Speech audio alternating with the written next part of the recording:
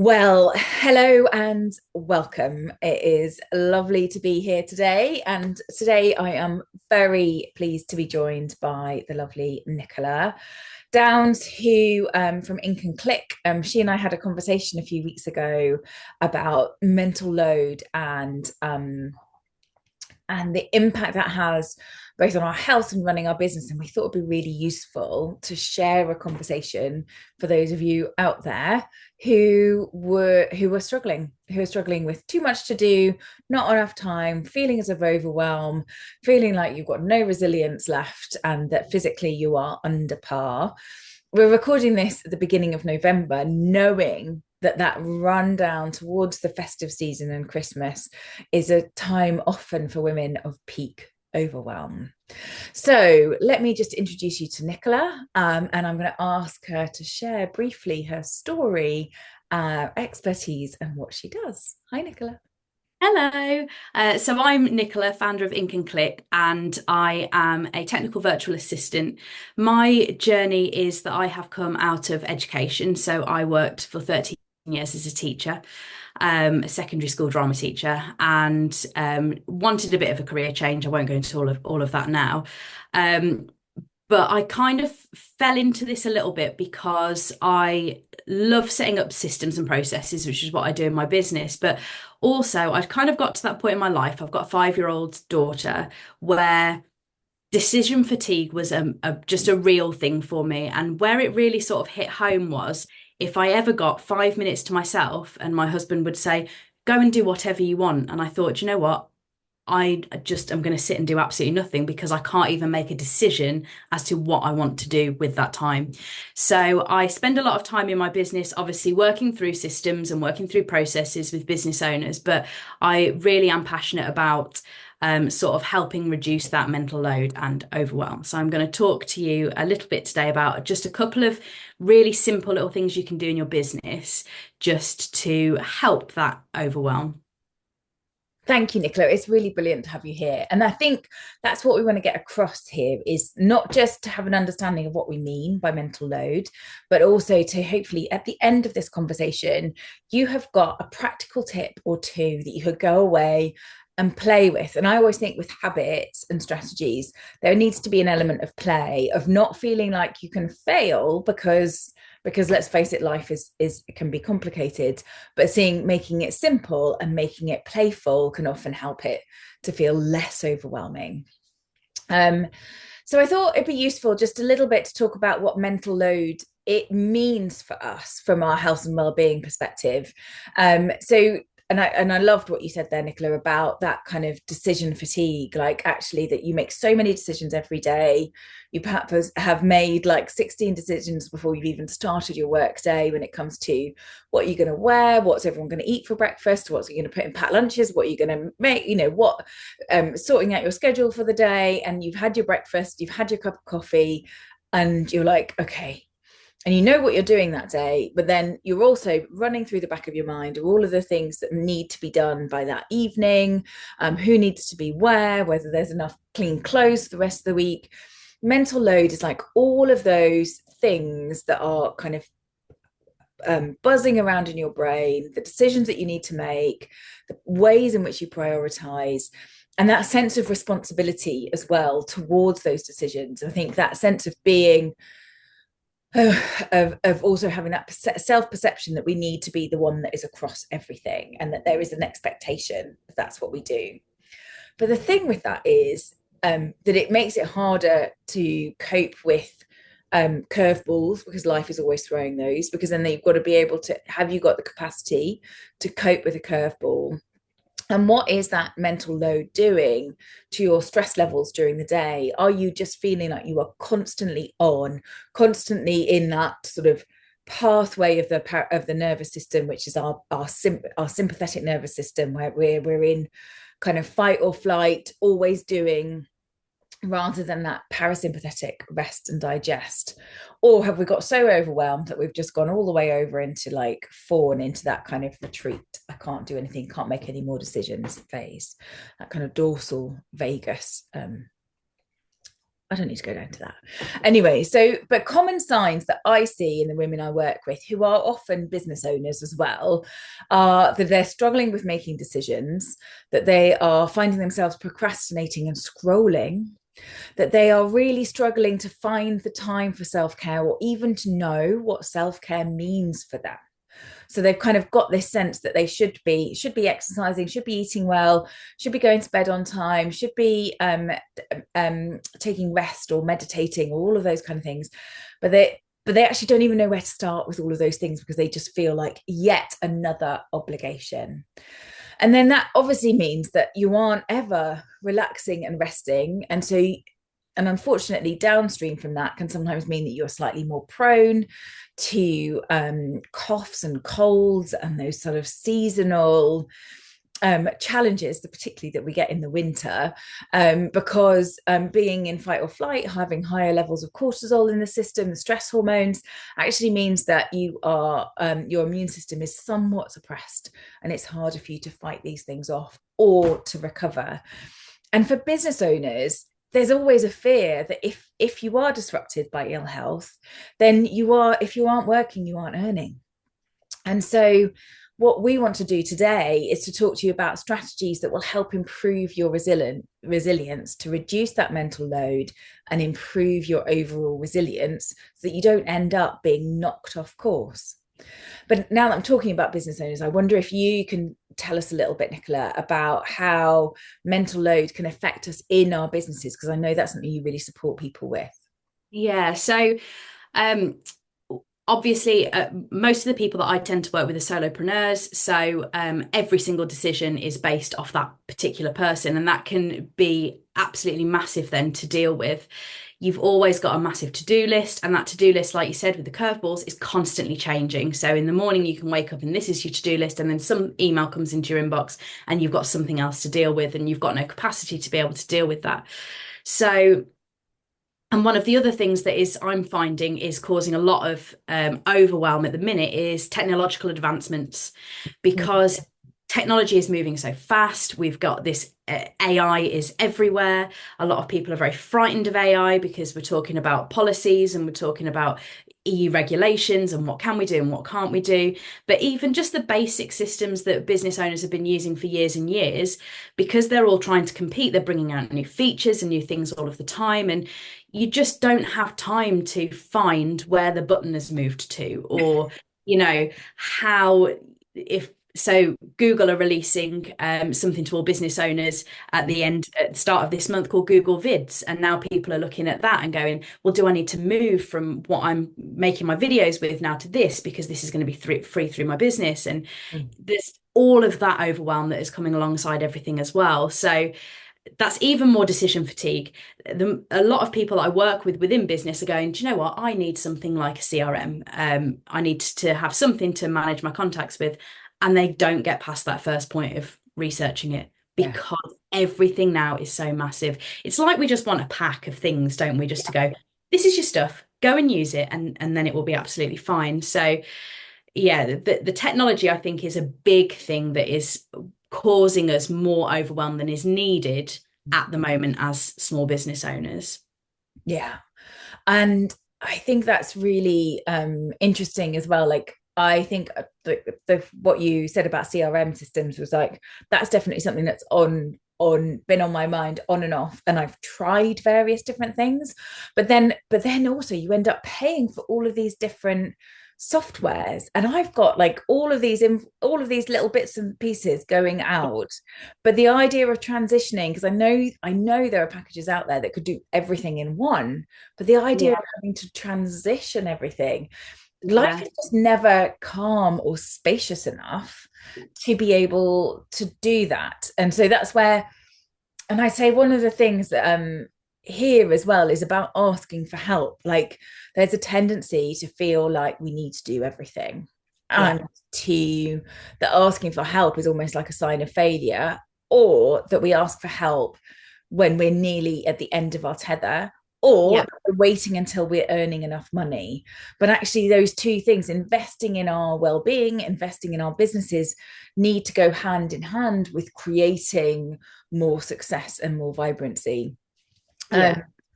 Uh, Absolutely. you and I prior to this talked about context switching as well, and I think that's something that's worth bringing up here. This idea that actually you can end up in the middle of a business day suddenly having to deal with a phone call from nursery, with a phone call from school, with I've been caring for my mother who has Alzheimer's. That was like, so actually trying to keep your head in the business and trying to keep the chain of events going can sometimes be Yeah. quite exhausting, can't it? And the thing is, I think we all know, don't we? We go to enough webinars and we go to enough things to know what we should do. And then somebody says to you, have you got that in place? And you're like, well, no, because can't I can't do everything as a team of one. So yeah, I'm going to give you some things that yes, you should do, but also should be quite simple for you to actually do today Yeah. in the business. So, but what we were talking about is maybe I'll start with the ways in which you can think about how to calm yourself down enough Yes, to be able to implement those as well. So, we absolutely. thought we'd give you kind of practical solutions for overwhelm and mental loads from a health and well-being perspective and from assistance and supports perspective. So, using both of our little streams of expertise, and hopefully you can find my thing with whenever I do things like this is like, see if you can find one nugget that you can walk away with and play with. So I'm going to talk about three main areas, and I think Nicola's going to do the same thing. But perhaps see if you can think of one thing that resonates, the one that goes, oh, been meaning to do that, or oh, I hadn't even thought about it like that. Take that away with you, make a note of it somehow, and see if you can take it away and do some implementing there. One of the things that three things I think I'm going to talk to you about. One is about creating boundaries. Another is about daily self-care. And the third one is about micro moments of rest. Boundaries is a difficult conversation, often because our boundaries get shifted and blended because life keeps shifting and changing. But actually finding a way of putting in this is my work time and this is my home time can be really, really valuable for solopreneurs, perhaps like us, juggling the needs of family life alongside work life. That it can be very easy for those two things to end up just really being very blended in together, which means that you are constantly context switching, thinking about one thing and then that thing and that thing, cooking dinner while trying to finish off your emails or something like that, which means that basically neither of those things you're ever fully present in, and perhaps you may end up making mistakes, and it feels like you are saving time, but actually you are losing time every time you switch from one thing to another. So a simple thing to do is to have a clear boundary around work time and non-work time, or to have clear hours during the day or during the week where you are working and potentially on different elements of your business. I've created some more of a habit than a boundary thing, but I know that early in the morning is when I am much better. My brain works in a different way, and that's when I'm better off creating content or courses. I've got more energy, and so actually I now have like a Monday in particular. I go for a swim in the morning, and then I go to the library outside of my home, so I'm not distracted by chores, and I spend 2 to 3 hours writing my content for the week, writing blogs, researching blogs, or keeping up to date with whatever course I happen to be doing at the time, because I'm a bit of a information sponge. So boundaries can be helpful, particularly between work and non-work time, and you have to play with it, but it's really worth thinking about, just like making clarity in your calendar. Second one would be about simple um, stress management techniques to bring into your day. The breath being these two things come into context very similarly. The breath being an absolutely indispensable tool for taking you out of fight or flight, out of that urgency and back into rest and digest, and into that parasympathetic nervous system. Our brain works differently, our decision making works differently. It's easier to rest. And the breath work sounds difficult. It's not work at all. It could be as simple as just paying attention to your breath. So just noticing your in breath and your out breath, And that's all. So between one meeting and the next, between one task and the next, just going, just paying attention. Or you can give yourself a simple 4-7-8 is the one that I like that can be very easy way of down training the nervous system. You breathe in for 4, hold the breath in for 7 for the count of 7, and then you exhale for the count of 8. And that count can be however, whatever works for you. The idea is you take a lovely big inhale, you retain that breath, and then you exhale really slowly, which tells your brain and your nervous system that you're safe, and it can help calm you down. And if you come out of one really difficult call or really difficult interaction or piece of work, it creates this little bubble of space between one task and the next. And this is often where I start in working with my clients, is working on finding those moments. So the third thing to think about this overwhelm and mental load is to integrate moments of self-care into your daily business life. And those moments can be as simple as the breath that I've just talked about. They can also be as simple as giving, like walking to work. You walk from home. If you work from home, instead of just going straight from breakfast, shower, kids off to school, to work, see if you can integrate a walk. It could be 5 minutes, it could be 10 minutes, but that means that you get a little bit of movement in before you've sat down at your desk. You'll feel more alert, you'll have better blood flow, you'll have had time outside in daylight. If you haven't had a good night's sleep, that's really helpful. And you can do the same at lunchtime, finding, we don't have to have back-to-back meetings. The benefits for a business owner is that you have a little bit more control over your schedule. So finding those moments to go out for a walk, preferably without your phone or anything in your ears, so that you can sort of put to bed the task that you've just completed and start to create space for the next thing. It helps with that context switching if you're giving yourself, your brain, the time to rest. And the other thing that can be really helpful is to, as a business owner, sometimes we can be find ourselves really busy and just snacking and not eating lunch, or just not eating lunch and then wondering why we run out of energy at 3 o'clock, 4 o'clock in the afternoon. And it would be, as you make your breakfast in the morning, you also decide what you're going to have for lunch, or you make what you're going to have for lunch. I'll sometimes like put a soup in the slow cooker or something like that while I'm making breakfast, so that I've got something to eat for lunch and I'm not having to make that decision. I've made that decision and made that effort while I'm making breakfast. So I'm not having to go back into what am I going to have for lunch? I'm going to have to cook something. And leftovers are your best friend for a healthy, filling lunch, which will help you through the afternoon. So those are two simple things, three simple things that you could maybe integrate to help self-care and to help to mitigate the busyness and get rid of that mental load burden. Over to you, Nicola, for more of the systems and support side of things. Okay, so my first one is the 3 times rule. So that is, if you've done something 3 times in your business, you need to document it, because that is the kind of thing that you are then going to be able to either pass to someone else, if you do want to get a virtual assistant or somebody else in the future, because it's a repetitive task that is going on. But also it can just help on those days where you are just doing the same thing again. It could be something to do with your invoices. It could be something to do with social media content.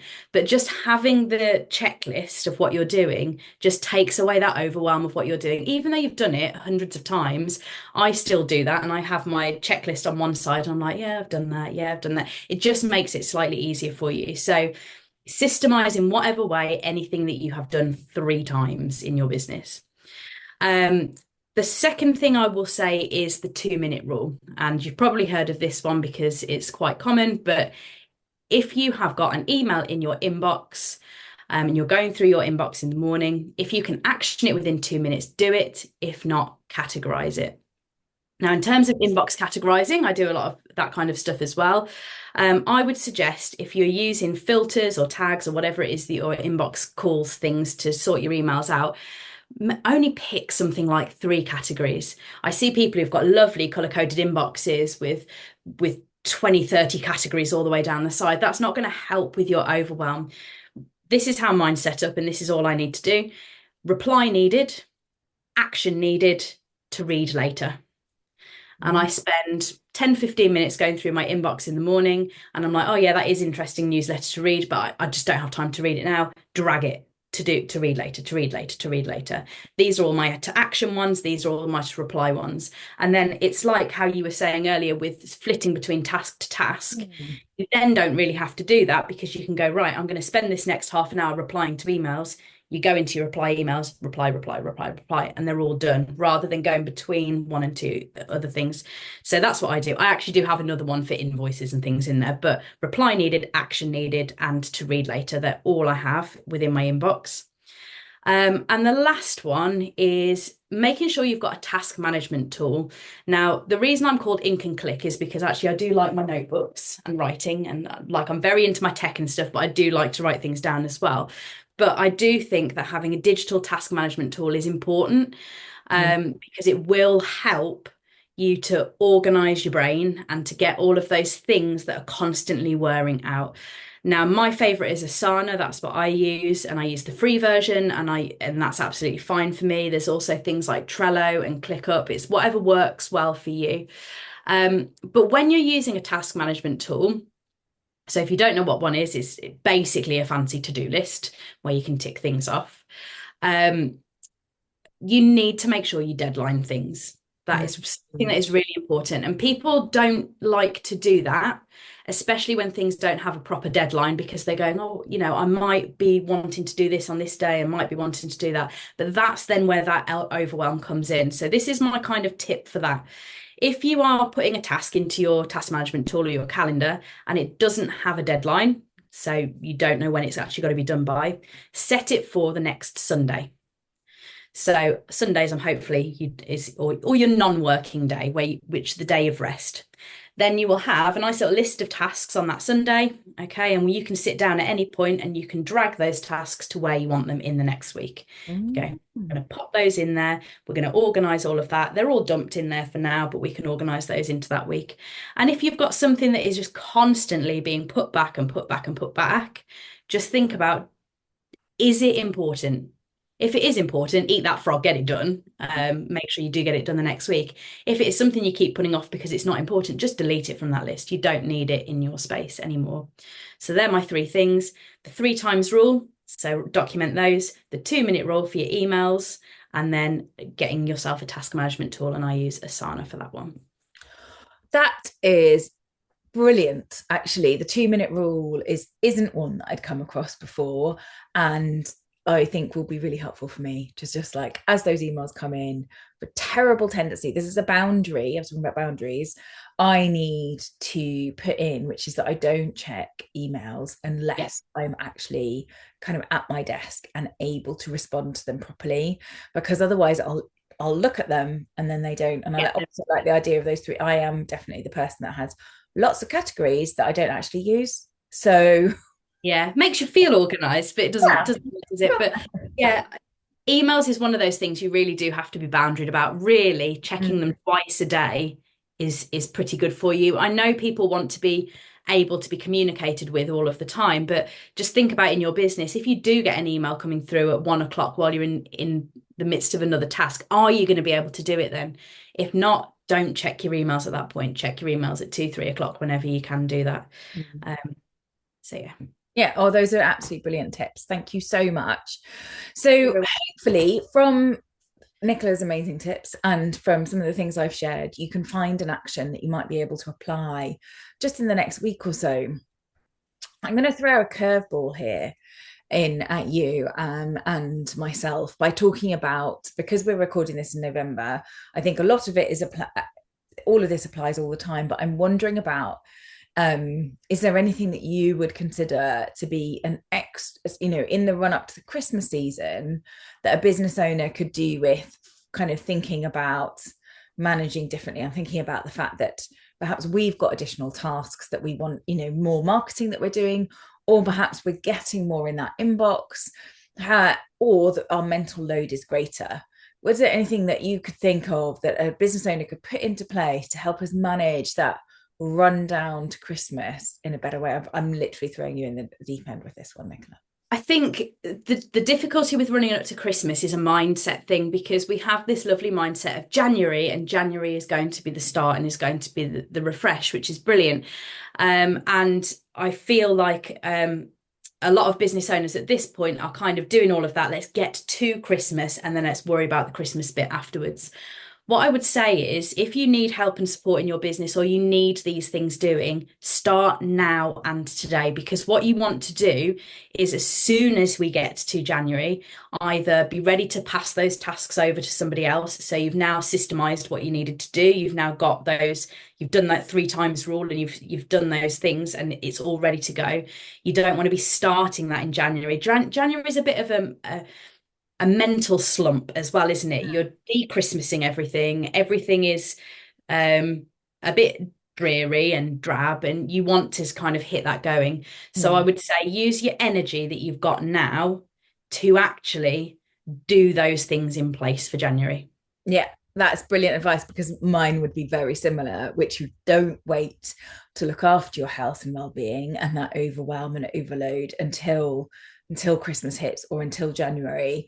The small things that you put into place in November can really help us through the winter, and particularly if you struggle with seasonal adjustment disorder, with that sense of seasonal affective disorder, I think it's called, SAD, or like just lower energy levels, or just that sense of like not being able to get things done, then actually making sure that you do things like spend time outside, that you make sure that you relax, that you've got those boundaries in place, that you're not overworking and overdoing things, can be really helpful. And I would what I didn't mention before, and what I often work with my clients on, is actually staying tuned into your menstrual cycle if you have one, because actually understanding the ups and downs of that can help you with understanding when you will be on fire and able to get everything done, and when you'll be wanting to retreat and calm and retreat into a cave and not talk to anybody. And actually, sort of, particularly in this crazy time of year, it can be really helpful to kind of go, okay, well, my energy is likely to be higher here and lower there. How can I manage my workload and all the things, other things that I have to do? So thank you. A little recap, and you can tell me what I've missed out, is we talked about what mental load is in our businesses and in our personal lives, and how it can impact on our business and our health in various ways. And then talked about some practical things that we could put into place that might be helpful.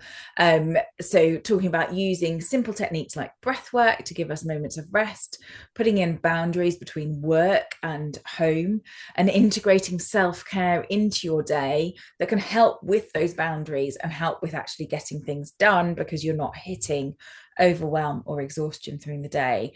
And Nicola, just to recap again, because I love those 3 tips, those are amazing. I'm going to go and write those down and start implementing. So the 3 times rule. So if you've done something 3 times in your business, document it as a process. The 2-minute rule. So in your inbox, if you can deal with an email in 2 minutes, do it. If you can't deal with it in 2 minutes, categorize it into one of 3 categories: reply needed, action needed, or to read later. And get yourself a task management tool, something like Asana, so you can put your to-do lists down, but make sure you do deadline every task. Thank you. The deadline every task, I think, is definitely something that I might need to work on. But I love this idea of putting it in on a Sunday, so then you shift it. So it's not like I'm going to do it on a Sunday, but I'm going to work out how to put it. And then perhaps if I haven't done it, if I keep shifting it, every Sunday I need to be really careful about thinking about, do I need to action it, or do I need to? It's like a bit like the website revamp that kind of just sits there. Yeah. Thank you so much. Nicola, have you got any, where can people find you? Let me know about any offers or resources that you've got to share. It'd be really good to know about that. So you can find me on my website, www inkandclick.com. I have got a free resource going up today, which is a morning and evening routine guide. So just a little way to help you bookend your day. So a couple of things you can do in the morning when you get up, and then a couple of things you can do just to wind yourself down in the evening as well. Brilliant. I'll put them underneath this video as a click through link. In the run up to Christmas, I always do a Calm December series. This year will be a series of videos starting on the 1st of December. And you can sign up to those either by subscribing on YouTube or by signing up to my email list. So if you're wanting a little bit of calm and step away from overwhelm in the run up to Christmas, I'm going to be doing that. And the links to sign up for those will be below here as well. Thank you so much for sharing your wisdom and also for providing an opportunity to talk about this from two different perspectives. I think it's really helpful to think about that integration between our business life and our self-care, and how actually the two things are so bound up together that it becomes really important. Yeah, thank you very much. Right, lovely to see you and hope to see you again soon. Bye. Bye.